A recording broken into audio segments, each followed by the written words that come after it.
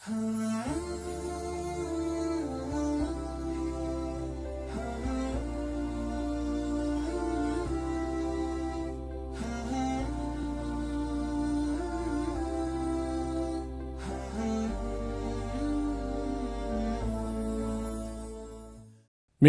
ырайымдуу Аллах Тааланын ысымы менен баштайм. Бардык мактоо жараткан Аллах Тааланын жалгыз өзүнө гана болсун. Анын мейрими, тынчтыгы, берекеси Пайгамбарыбыз Мухаммад саллаллаху алейхи ва салламга, үй бүлөсүнө жана сахабаларына да болсун. Арыбаңыздар, сүйүктүү менин бир туугандарым, амансыздарбы, барсыздарбы? Кармаган жана кармай турган орозоңуздарды Аллах Таалам кемчиликсиз кабыл кылсын. Андыктан ассаламу алейкум ва рахматуллахи ва баракату. Пайгамбарыбыз Мухаммад саллаллаху алейхи ва саллам өз сөзүндө иннамал умур бил хаватима садака Расулуллах. Ар бир иштин эң соңу, бүтөрү, аягы көзгө тутулат, эсепке алынат деген. Рамазан түгөнүп баратат. Кечээ башталган орозобуз бүгүн соңуна чыгайын деп калды. Ар бир нерсенин жыйынтыктоочу нерсе бар. Биз алыс сапарга чыкканда, үйгө кайтаарда бүтөйүн деп калды. Тигини алып алайлы, муну алып алайлы. Тигиге тигинди белек, буга мындай белек деп аябай өз аракет кылабыз. Хажга, умрага барганда замзам суу, курмаларды алуу менен, же болсо кайра умра таваф кылуу менен, кайра тиленип сурануу менен аракет кылып алек болуп калабыз. Кайсыл жерге саякатка барсак, ошол өлкөдө чыгарылган буюм тайымдарды, белектерди алып келип үйдөгүлөрдү сүйүнтүү менен алек болобуз. Ыйык Рамазан айдын аягында биз эң көп жасай турган амалдардын бири.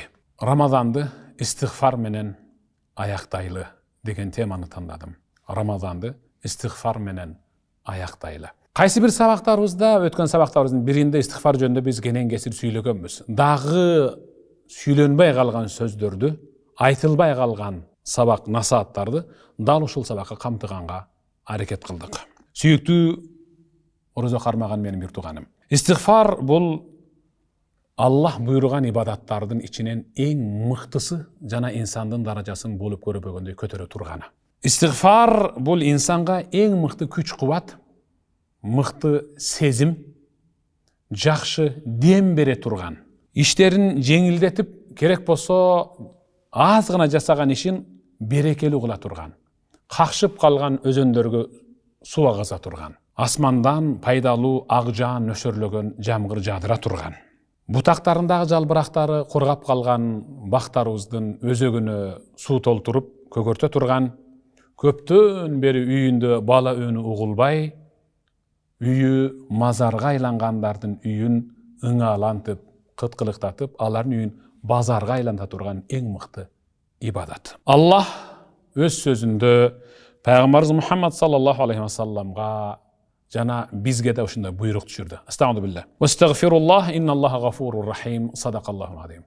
Раббиңер болгон Аллах Тааладан кечирим сурагыла. Ар бириңер күнөөлүүсүңөр. Кемчилдигиңер бар. Андыктан мага жагынышыңар үчүн, өзүңөрдүн ишиңердин илгерлеп мыкты болушуңар үчүн, дуаңардын тоскоолдуксуз кабыл болуп, ишиңер илгерилеп, жогорку деңгээлге көтөрүлүшүңөр үчүн, болуп көрбөгөндөй мыкты жашоого тушугуңушуңар үчүн менден кечирим сурагыла. Кечирим сурооңордун аркасында силерге эки дүйнөлүк бакыт ыроолоп койгонмун. Качан гана менден кечирим сурагандар болсо, мен аларга кечиримдүүмүн да ырайымдуумун деди. Истигфардын маңызы, анын пайдасын айтып отуруп, таңаттырып кечкиртсек болот. Аллах Таала Нух пайгамбардын тили менен анын коомуна ушинтип жеткирбеди беле? Нух пайгамбар айтты: "Астагфируллах. Факул тустагфиру раббакум иннаху кана гаффара." Садакаллаху азим. Эй Раббим, мен өзүмдүн коомума айттым. Эй коомум, кагылайын, элим, журтум айнанайындар. Раббиңерден кечирим сурагылачы силер деле. Раббиңерден кечирим сурагылачы, көп күнөө иш кылып койдуңар. Силер кечирим сураган сайын Раббиңер кечирет албетте. Аябай кечиримдүү, ырайымдуу, мээримдүү, берешен. Болгону силер кечирим сурап койгулачы деп жалдырадым. Юрсили сама алейкум мидрара. Силер кечирим сураган себептүү, силерге Аллах Таалам асмандан кырсык бале аралашпаган, силердин жайытыңарга көк жөп чыгара турган эң мыкты пайдалуу жамгыр жаадырат. وَيُمْدِدْكُمْ بِأَمْوَالٍ وَبَنِينَ. Ошол силер кечирим сураган себептүү Аллах Таалам силерге курооңордогу, жайытыңардагы 4 түлүгүңөргө дагы береке берип, көптөн бери төрөбөй жүргөн келин кызыңар, жубайыңар төрөйт. Силер айткан истигфар себептүү деп атат. Кагалайындар. وَيَجْعَلْ لَكُمْ جَنَّاتٍ وَيَجْعَلْ لَكُمْ أَنْهَارًا. صدق الله العظيم. Керек болсо суу жоктугунан куурап бара жаткан дарагыңарды истигфарыңар себептүү нөсөрлөгөн жан берип, аларды тирилтет. Суусу куруп калган өзөнүңөргө шаркырап аккан туп-тунук мыкты шарылдаган суу жүргүзүп коет. Болгону силер истигфар айткыла деди. Истигфар айткыла. Адам баласынын жашаган аймагында жаз болушу шарт эмес. Адам баласынын өзүнүн жан дүйнөсүндө, өзүнүн ниетинде жаз болушу шарт. Сиз истигфар айтың. Шагыраган таш, сайдуу жерде жашасаңыз дагы Аллах Таала сиздин жан дүйнөңүздү жаз кылып коет. Сиз канчалаган дарыгердин эшигин тыкылдатып, мен балалуу болушум керек, кыздуу болушум керек деп пландадыңыз, бирок болбой келатасыз. Эчен деген элдик табыптардын үйүн какыладыңыз, тамырыңызды карматтыңыз, алар берген чөп тамырларын жасалган дарыларды ичтиңиз, дагы деле балалуу боло элексиз. Кудай Тааланын эшигин тыкылдатпадыңыз да, болгон ошол. Кудай Тааланын эшигин тыкылдатпадыңыз. Жан соога кылып, эки алаканы менен жер таянып, бешени менен жер сүзүп, мурун менен жер жыттап, истигфар айтып суранганыңызда Аллах Таала сизге перзент бермек. Дагы берет, кеч эмес. Ал-Агарру деген сахаба, Аллахдан разы болсун, Пайгамбарыбыз Мухаммад саллаллаху алейхи ва саллям мындай дейт: "Я айюханнас, о адамдар, тубу илаллах." Кудай Тааладан кечирим сурап, тооба кылып кайрылбайсыңарбы? Жалынып, жалбарып, тизелебейсиңерби? Мурдагы жасап койгон кемчилдигиңерге өкүнүп, ыйламайсыңарбы бушайман болуп? Фа инни атубу илей фил яум 100 марра. Мен пайгамбар болуп турсам деле, күнөөлөрүмдү Аллах Таала кымындайын калтырбай кечирип койсо деле, ошол кечирип койгондугу үчүн шүгүр кылып, ар күнү 100дөн кем эмес кечирим сурайм деди. Пайгамбар кечирим сурап аткандайын кагылайын. Аллах жараткан махлуктардын ичинен, адамзаттын ичинен бир гана маусум, эч кандай күнөөсү жок, бир гана биздин пайгамбарыбыз Мухаммад саллаллаху алейхи ва саллям, жалгыз жападан жалгыз жеке өзү. Ошондой болсо дагы пайгамбарыбыз кечирим сурабайсыңарбы? Мен бир күндө Кудай Тааладан 100 жолу кечирим сурайм деди. Раббигфирли ва туба алейя иннека антат таввабур рахим деген сөздү 100 жолу кайталайт. Же болсо сайидул истигфар, биз өткөндө истигфар сабагына чыгарганбыз. Истигфар юхриджул абда минал фи'лил макрух илал фи'лил махбуб. Истигфар айтуу, ушул ибадат инсанды жагымсыз үйүрдөн, жагымсыз жамааттан эң мыкты сүйкүмдүү жамаатка жана эң мыкты даражага көтөрө турган мыкты ибадат. Истигфар айтуу үчүн кыбланы карануу, дарат алуу шарт эмес. Жан баштаган абалда, отурган абалда, тамак жеп аткан абалда, тамак бычырап аткан абалда, эшик шыпырып аткан учурда деле айта бериң. Мал карап жүргөн учурда деле, машина деп бара жаткан учурда, мейли абада, мейли жерде. Ва ярфал абда минал макамил адна илал а'ла минху вал акмал. Инсанды эң төмөнкү орундан эң мыкты даңазалуу орунга көтөрө турган ибадат бул истигфар. Тоба кылып, Кудай Тааладан кечирим сурап, кол куушуруп, мурдагы жасап койгон туура эмес иштерине өкүнүүнүн өзү бул ар бир адамдын Алланын алдындагы милдети. Ар бир адамдын, ар бирибиздин, аял, эркек, чоң, кичине. Истигфар айтуу менен Аллах Тааланын кудурети көбөйүп кетет деген түшүнүктөн алыс болуң. Истигфар айтуу менен менин күнөөм кечирилет. Истигфар айтуу менен мен Аллах Таалага жагымдуу болом. Истигфар айтуу ал менин өзүмө керек. Мен муктажмын истигфар айтууга. Истигфар бул бардык жакшылыктын туу чокусу. Анын жолдору, истигфар айтуунун жолдору, эшиктери аябай көп. Истигфар айтуу сөздөрү өтө көп. Истигфардын кечирим суроо сөздөрү өтө көп.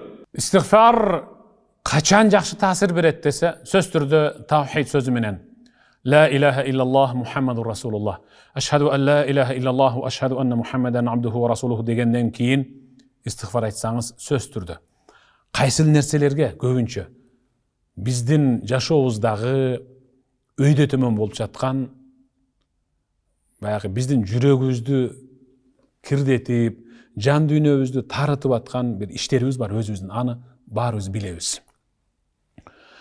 Бир туугандардын ортосундагы ынтымактын кетиши, ата менен баланын, эне менен кыздын ортосундагы ырыктын бузулушу, кошуналар менен мамиленин солгундап кетиши, достор менен касташып кетиши, перзент болбой үй бүлөнүн ажырашуусу, карызга батып калуусу, дарт артынан дарт болуп, ооруп, таптакыр айыкпай жаткан үй бүлөлөр бар.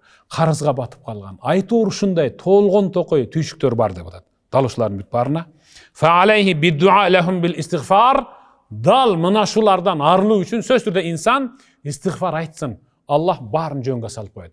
Инсандын колунан келбейт аны жөнгө салуу, бирок Аллах сөзсүз түрдө жөнгө салат. Качан десе, ошол түйшүккө баткан инсан астагфируллах, астагфируллах, астагфируллах деп кечирим сурай берсе. Астагфируллах деген сөз бул Аллах, мен сенден кечирим сурайм. Аллах, мен сенден кечирим сурайм. Кимдин дуасы кабыл болот? Ислам алымдар айтат. Кимдин дуасы бат кабыл болот десе, күнөөсү кечирилген инсандын дуасы кабыл болот. Күнөөсү кечирилген инсандын астагфируллах, Аллах, мен сенден кечирим сурайм, кечирим сурайм, кечирим сурайм дей берет. Аллах анын күнөөсүн кечирип атат. Улам күнөөсү кечирилген сайын Аллах анын дуасын кабыл кылып атат. Тилектерибиз орундалыш үчүн биринчи кечирим сурашыбыз керек Кудай Тааладан. Дал мына ушул ыйык Рамазан айдын эң аягын биз истигфар менен бүтүрөлү, анткени кармаган орозобуз кабыл болсун. Мына ол кыйналып, кысталып тутуп аткан, кармап аткан орозобуздун кабыл болушу үчүн эң аягын истигфар менен бүтүрөлү деп деген ниет менен биз ушу сабакты чыгарып атабыз сиздерге. Худайфат ибн Яман. Кимдер билбейт ушул Худайфат ибн Яман деген сахабаны. Пайгамбардын бүтүндөй сырын жат билген инсан, бирок эч кимге айтпай өтүп кеткен инсан. Ушул сахаба пайгамбарга келип мындай деди: "Инна ли лисанан зарибан ала ахли." О Аллахтын элчиси, менде бир кемчилдик бар. Эч кимге айта албайм. Ушу сиз аманатка бекемсиз, сизге айтып атам. Бирок уялып атам. Пайгамбар айтты: "Айта кой." О Аллахтын элчиси, менин мына тилим жаман да. Тилим жаман. Кээде аялымды тилдеп сөгүп алам. Кээде уулумду ушунча акарат кылып карга биремин. Кээде кызымды деле ошондой кылып жаман сөздөр менен көңүлүн ортуп коям. Ушу тилимин оңдой албадым да. О Аллахтын элчиси, тилимин оңдой албадым. Пайгамбар айтты: "Тилиңди оңдошуң керекпи?" деди. Ооба. "Айна анта минал истигфар?" Неге истигфар айтпай жүрөсүң деди. Неге истигфар айтпай жүрөсүң? Истигфар айткын эле Аллах тилиңди оңдоп коет. Ошол сөгүнгөнүң калат деди. Кагылайындар. Сизде кайсыл кемчилдик бар? Кайсыл жаман кылык жорук бар? Эмне жетишпей атат? Бүт баарын оңдой турган, толуктай турган, бүтүрө турган бул истигфар. Пайгамбар айтты: "Инни ла астагфируллах фил йом аксар мин 70 марра."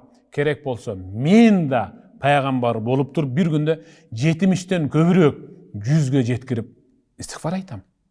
Пайгамбардын сүйлөгөн сөзү балдаамданат эле. Неге? Анткени пайгамбар истигфарды көп айтат эле. Ошон үчүн пайгамбарыбыз Аллах Таала астагфирулла ва иннака ла ала хулуқин азим садақаллахул азим. Сен мүнөз жаатынан эч кимди алдыга чыгарбаган эң мыкты жогорку мүнөз ээсисиң деген. Истигфар айткан адамдын Аллах Таала анын тилин оңдоп коет. Анын дилин оңдойт, жүрөгүн, анын мүнөзүн оңдойт, анын жашоосун оңдойт, анын күнөөсүн кечирет, анын тилегин кабыл кылат, анын ибадатын кабыл кылат. Истигфар айтмайынча өзү ибадат кабыл болбойт. Ал жөнүндө азыр сабактын жүрүшүндө айтабыз. Мисалы, намаз бүткөндөн кийин истигфар айтабыз. Намаз бүткөндөн кийин истигфар айтабыз. Өзү намазда пайгамбар айткан. Инсан намазга турганда Аллах Таала периштени буйруп, бендемдин колу менен, буту менен, бардык мүчөсү менен жасаган күнөөлөрүн эки желкесине кой. Инсан, намаз окуган инсан, рүкүгө барганда төгүлүп түшүп калат күнөөсү. Рүкүдө төгүлбөгөн күнөөсү сөзсүз түрдө саждага барганда төгүлөт. Күнөөсү жок болду, жоюлду, жубулду. Бирок ошондой болсо дагы Ассаламу алейкум ва рахматуллах, Ассаламу алейкум ва рахматуллах деп намаздан чыккандан кийин пайгамбар үйрөткөн Астагфируллах, Астагфируллах, Астагфируллах. Аллахумма антас-салам ва минкас-салам, табаракта я зал-жалал вал икрам деп истигфар айтып атабыз. Неге? Анткени кээ бир инсан саждада ушунчалык бат болгондугу үчүн деп атат. Анын баягында калып калган калдык күнөөлөрүн Аллах Таалам сөз түрдө ушул истигфарды айтуу менен жуат, кечирет, тазалайт. А күнөөсү кечирилип калгандардыкычы десе, күнөөсү кечирилип калгандардыкы дал ушул айтып аткан истигфары күнөөсү кечирилгендиги үчүн Аллах Таалага айтып аткан шүгүрү болсун деп атат. Караңчы, мына улуу ибадат бүткөндөн кийин дагы истигфар айтып атабыз. Ибадаттардын эң мыктысы, туу чокусу болгон намаз бүткөндөн кийин истигфар айтып атабыз. Карабайсызбы? Ыйык Рамазан айы бүтүп калды, кагылайындар. Истигфар менен аяктайлы. Анткени пайгамбарыбыз Мухаммад саллаллаху алейхи ва саллам эмне дедиле? Силер ыйык Рамазан айда 4 нерсени күбүрөөк аткаргыла. 4 нерсени. Экөө менен Раббиңерди ыраазы кыласыңар, а экөө өзүңөргө керек деди. Биринчиси кайсыл дедиле? Биринчиси Раббиңерди ыраазы кылган. Ал эки сөз кайсыл дедиле? Бирөөсү ла илаха иллаллах Мухаммадур Расулуллах, ла илаха иллаллах Мухаммадур Расулуллах дейт кыла. Экинчиси астагфируллах, астагфируллах, астагфируллах, астагфируллах дейт кыла. Дагы силерге өтө керек эки нерсе. Ал эмне дедиле? Биринчиси Кудай Тааладан бейишти сурагыла, экинчиси тозоктон сактанууну сураңгыла. Ушул силерге керек деди. Караң, пайгамбар айткан. Экөө менен Раббиңерди ыраазы кыласыңар. Демек, ла илаха иллаллах Мухаммадур Расулуллах, анан астагфируллах десеңиз, сизден Кудай Таала ыраазы болот. А Кудай Таала сизге ыраазы боло турган болсо, тилегиңизди кантип орундатпай койсун? Кагылайын бир тууганым, айнанайын, сүйүктүү бир тууганым. Рамазан бүтүп баратат. Истигфар менен бүтүрүң. Сураныч, былтыркы ыйык Рамазан айды, Рамазан бүтсө эми башталат экендер, той дегендер, эми быйыл жок андай эмес. Истигфар менен бүтүрөм, эми оңолом деген эң мыкты ниет менен бүтүрүң. Рамазан аз калды. Хадж ибадаты бүттү. Хаджга бардыңыз сиз. Эми барганга ниет кылып атасыз. Мына быйыл дагы аттанып атышат, шымаланып, түрүнүп. Алардын кулагына күмүш сырга. Жакшылап угуп туруң. Астагфируллах. Сумма афиду мин хайту афадан нас вастагфируллах. Инналлаха гафурур рахим. Садакаллахул азим. Хаждан кийин истигфар. Хадж бул ушундай бир ибадат. Өтө түйшүктүү. Намаз да бар, садака да бар, орозо да бар, бүт бары бар. Арафатта турганда кечирилбеген күнөө калбайт да. Арафатта турганда кечирилбеген күнөө калбайт. Ошол жерден түшүп келе жатканда инсандардын бүт бары энеден жаңы төрөлгөн ымыркайдай бейиштик болуп кайтат. Бирок Аллах айтып жатат. Сумма афиду мин хайту афадан нас. Арафаттан адамдар түшкөн жол менен Муздалифа жака түшкүлө. Карагыла. Арафатта күнөөсү кечирилди. Таза болуп Муздалифа тарапка түшүп келе жатышат. Мейли автобус, мейли жөө. Бирок түшүп келе жатканда деди, астагфируллах, астагфируллах, астагфируллах деген истигфар айтуу менен түшкүлө деди. Күнөөңөр кечирилди, истигфар айткыла деп атат. Неге десе, ошол силердин күнөөңөрдү кечиргендигим үчүн дагы истигфар айта бергиле, ошонуңар мага кылган шүгүрүңөр болсун деп атат. Аллаху акбар. Улуу ибадаттын эң аягында сөз түрдө истигфар болот. Улуу орчундуу ибадаттын эң соңунда сөз түрдө истигфар болот. Шуну бир билгиле. Намаздан кийин истигфар, хаждан кийин истигфар. Эми угуп туруң. Аллах Таала өз аятында астагфируллах. Кану қалилан минал лейли ма яхжаун ва бил асхари хум ястагфирун. Садакаллахул азим. Түнкү намаздан кийин дагы истигфар. Тахажжуд. Өзү тахажжудка турдуңуз. Тахажжуд окуу менен күнөө кечирилди. Бирок Аллах Таала кану қалилан минал лейли ма яхжаун. Алар тахажжудка турам деп куфтан намаздан кичине кош уйку кылып укташты эле.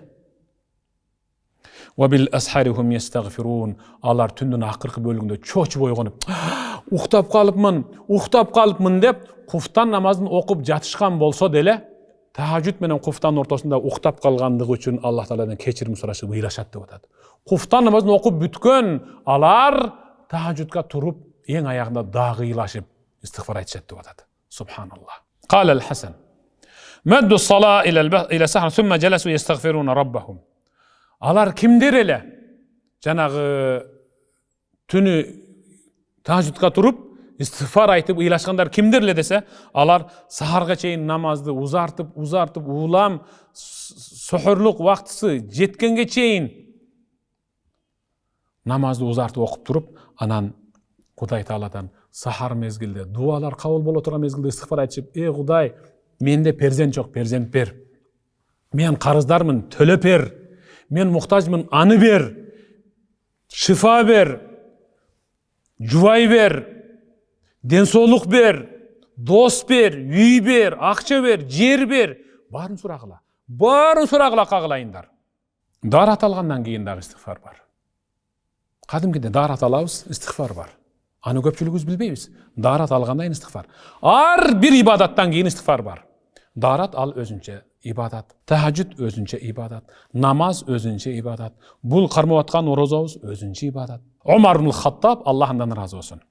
Ал пайгамбардан мынтип бир риwayat кылды. Пайгамбарыбыз Мухаммад саллаллаху алейхи ва саллям: "Ма мин муслимин ятавадда", кайсы бир мусулман дарат алып, фаюблиг ай фаюсбиг, даратты чала эмес, жеткирип, жастынакай кылып, чегине жеткирип алса, бүткөндөн кийин ашхаду ан ла илаха иллаллах ва анна Мухаммадан абдуллахи ва расулух.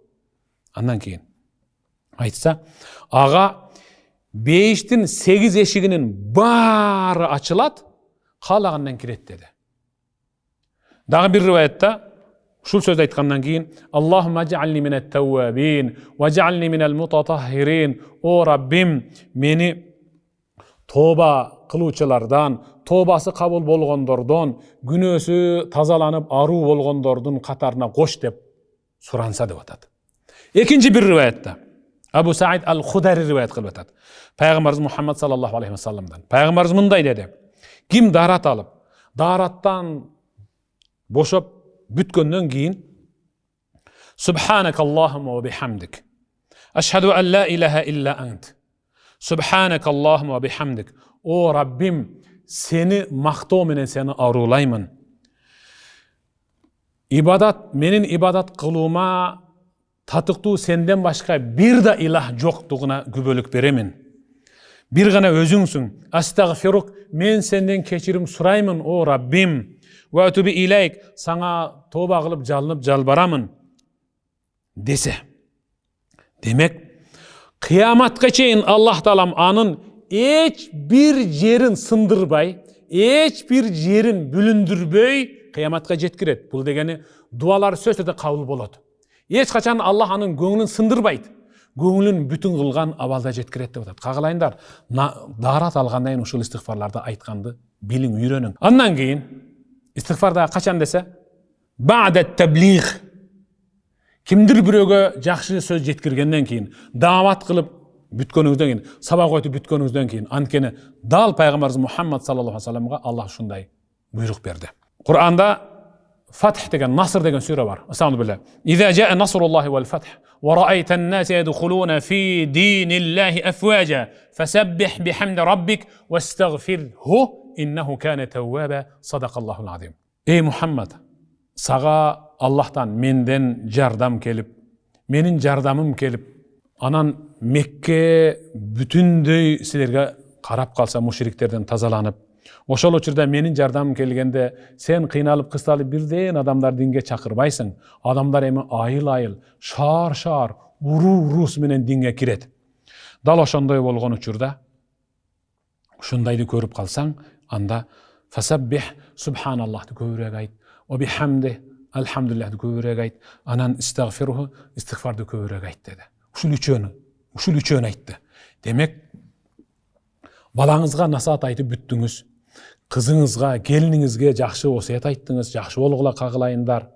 Элиңизге жакшы бир насаат айттыңыз, коомуңузга, досторуңузга, бир тууганыңызга жакшы сөздөрдү айттыңыз. Имам мисал жамаатына сөз айткандан кийин эң аягында өзү ичинен субханаллах валхамдулиллах ва ла илаха иллаллах валлаху акбар астагфируллах деп көбүрөөк кайталансын деп атат. Көбүрөөк кайталансын, ошонусу таасирлүү болсун, тигилерге жугумдуу болсун. Неге десе, анткени ушул дааватты айтуунун өзү өтө чоң аманат. Пайгамбарга Аллах Таала мен саңа табыстаган аманатты сен чегине жеткирейин деп калдың.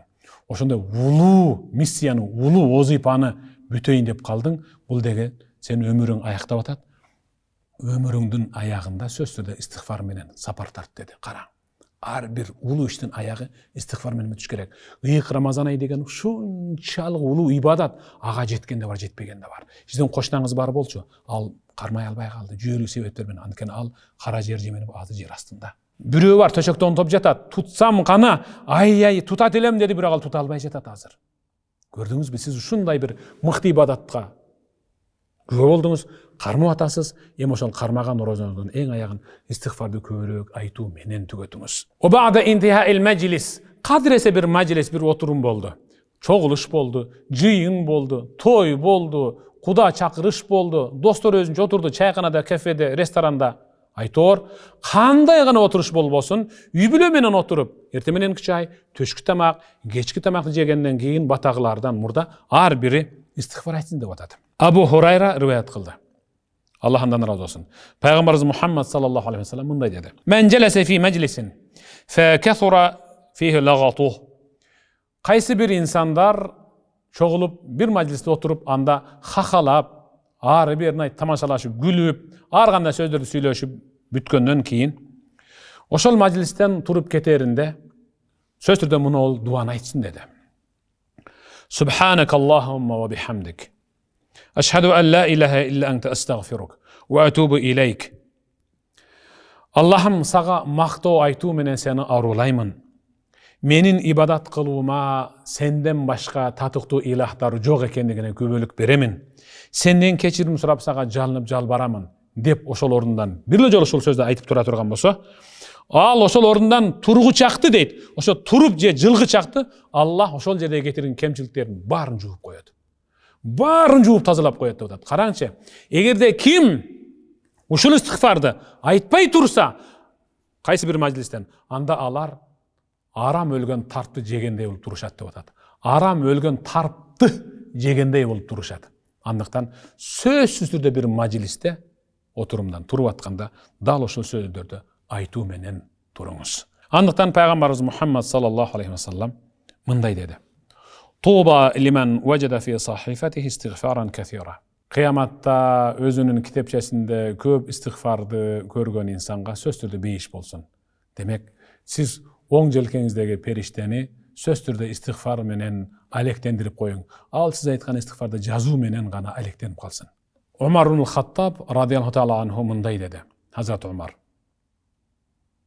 "Биз жашап жатканда эки тынчтык бар эле. Эки тынчтык бар эле. Бирөөсү кетти, эми бирөөсү кыяматка чейин калды" деди. Ал эки тынчтыктын бирөөсү кайсыл деди? Ал пайгамбардын тирүү жүрүшү эле. Пайгамбардын тирүү жүрүшү биз үчүн болуп көрбөгөн тынчтык эле деди. Аллах Таала өз аятында: "Ва ма кана Аллах лию'аззибахум ва анта фихим." Садакаллаху азим. Ey Muhammad, sen эле ушулардын арасында жүргөн болсоң, мен муналардын бирөөсүн дагы азаптабайм деди. Аллаху акбар.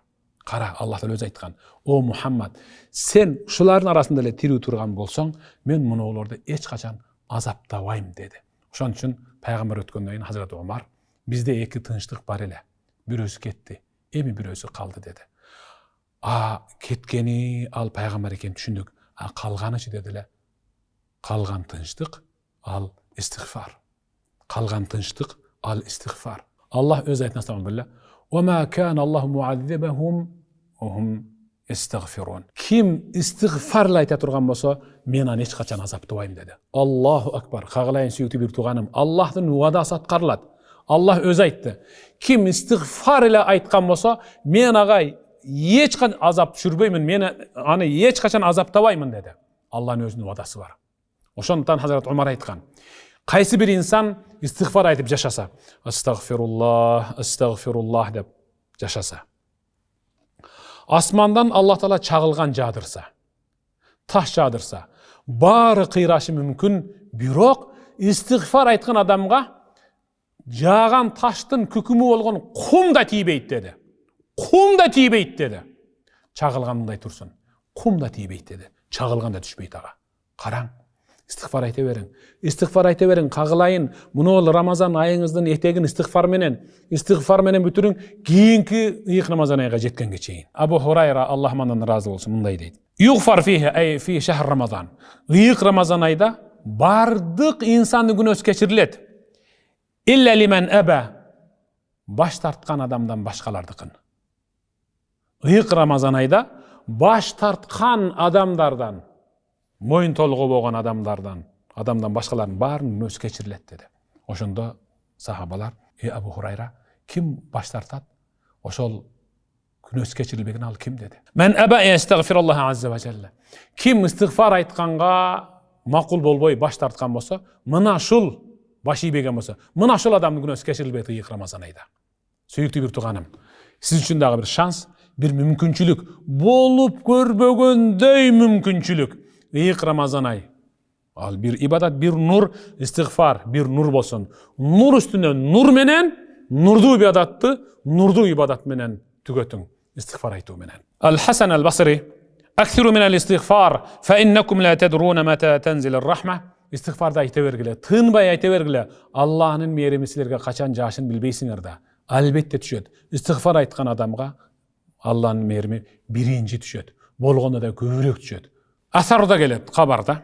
Enne iblis قال أهلكت الناس بالذنوب وأهلكوني بلا إله إلا الله والاستغفار. Şeytan uşunçalık ökünüp özünü tozok tileberet. Kaçan dese men munol insandardı günü kıldıruu menen, aramga çakıruu menen kırgınga uçuratıp tozoku kılayın dedim ele. Bular iki söz menen. Birincisi la ilahe illallah Muhammed Rasulullah. İkincisi istiğfar menen meni kırgınga uçuratıştı. Dep karang. Sizin aytkan istiğfarınız menen şeytan ökünüp sizge jakınday albay şunçalık alıstan kiçinerip sizge jakındabay turgan deňgelge jetip kalat. Karang. İstiğfar degen ne bir okmuş ibadat, ne bir okmuş korgon. Umar ibn Abdülaziz halife bolup turgan uçurda 5-nji halife. Ya'muruhum bi hatmi Ramazan bil istiğfar ve sadaqatil fitr. Bütünдөй өлkө karagan, şahar, aymak, bütünдөй buyruğu jetken jerge çeyin barına kat-kabar taştap, ıyık Ramazan aydın en ayağın istiğfar menen anan orozo bitirdi berүү menen tögötkülede buyruk berettiler. Karang. İstiğfar aytıp tögötösüňөр ıyık Ramazan aydı. İkincisi en ayağında orozo bitirdi berүү menen tögötösüňör. Emnege ıyık Ramazan aydın en ayağında berilgen orozo bitir, bul orozoda getirgen kemçiliklerdi tegizlep juwa turgan, jarbagan bir kayrımdуулuk. İstiğfar jırtılgan jerde tigip jamay turgan en mıқты ibadat. Ibn al-Munkadar aytat, karmalgan orozo tozokton kalkan boluvçu tosmo. Anı, oşol tosmonu özü buzup jırtı bile albasa.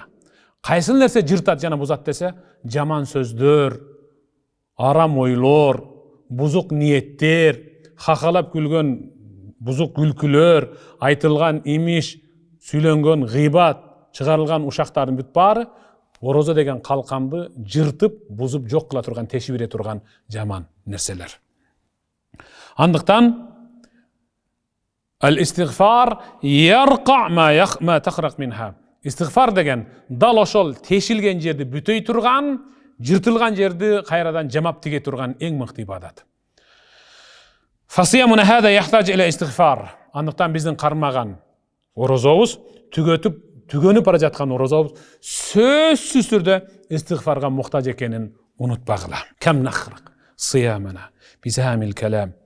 Kança jolu orozobuzdu jırtıp, teşip, buzup aldık. Andıktan en ayağında eskidese akılımızga gelip istiğfar menen oşol jerde bütöp, tegizdep, jamap, tigip alala. Ka'b mınday deyt.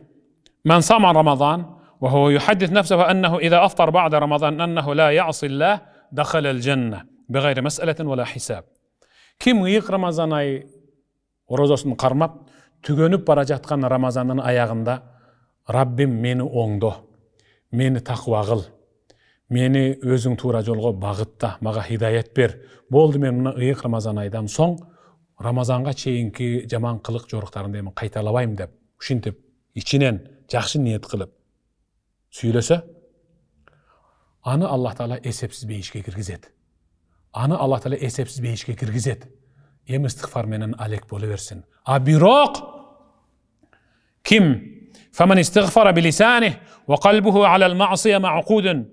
Kim tili menen istighfar aytıp, astagfirullah dep tili menen istighfar aytıp, birok jüregi Ramazanga çeyinki kılıp gelgen jaman günöөлөрүн eňsö menen istighfar ayta turgan bolsa, Ramazan bütkөндөн kийин dagı bayakı jaman kılık joruktu baştayım dep niyet kılsa, kıyaldansa, anda فَصَوْمُهُ عَلَيْهِ مَرْدُودٌ وَبَابُ الْقَبُولِ عَنْهُ مَسْدُودٌ. Bilip koysun, anın karmagan orozosu mıjıgılıp turup, al gire turgan beş neşigi jabılıp turup, kıyamatta karmagan orozosu betine çavulat. Andıktan keliңizler. Karmagan orozoňuzdardy Allah Taalam kemçiliksiz kabul kılsın. Tügönüp bara jatkan Ramazandın ayağın en mıhtı Allah Taalaga süykümdü, görnüktü kılıp, Allah Taaladan jalınıp, jalbarıp, ıylap, jaldırap istighfardı aytуу menen tügötölü. Karmagan orozoňuzdar jana karmay turgan orozoňuzdardy da Allah Taalam kemçiliksiz kabul kılsın. Dagı bir ret üýüňizde maňday teske jolukanga çeyin. Assalamu aleykum ve rahmetullahi ve barakatuh.